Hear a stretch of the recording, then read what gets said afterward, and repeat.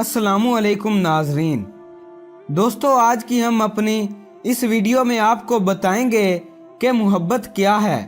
बहुत सारे लोग इस मौजू को बयान नहीं करते, इसलिए आज की हमारी वीडियो बहुत ही दिलचस्प है, जिसके ज़रिए हम आपको बताएंगे कि मोहब्बत क्या है और ये क्यों होती है। इससे पहले कि हम अपनी वीडियो का आगाज़ करें, हमारी नए आने वाले नाजरीन से गुजारिश है कि हमारे चैनल द इन्फो उर्दू को सब्सक्राइब करें और बेल आइकन पर क्लिक करें, ताकि आपको हमारी हर नई वीडियो बज़रिया नोटिफिकेशन मौसूल हो सके। एक शख्स अपनी बीवी को लेके हज़रत इमाम अली रज़ी अल्लाह ताला अन्हो की खिदमत में आया और दस्ते अदब को जोड़कर अर्ज़ करने लगा, या अली, ये मेरी बीवी है, मैं इससे बेपनाह प्यार करता हूँ, मोहब्बत करता हूँ, लेकिन ये मेरी बात नहीं मानती। मैं इसे जो हुक्म देता हूँ वो तस्लीम नहीं करती।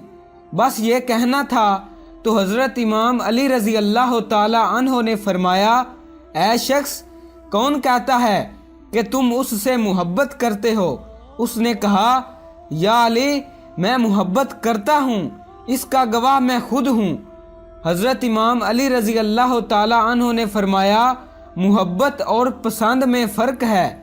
जो इंसान अपने आप से मोहब्बत करता है वो चीज़ों को पसंद करता है और पसंद करने के बाद ये चाहता है कि मुझे पसंद आने वाली चीज़ मेरे हुक्म को तस्लीम करे, मेरी बात को माने।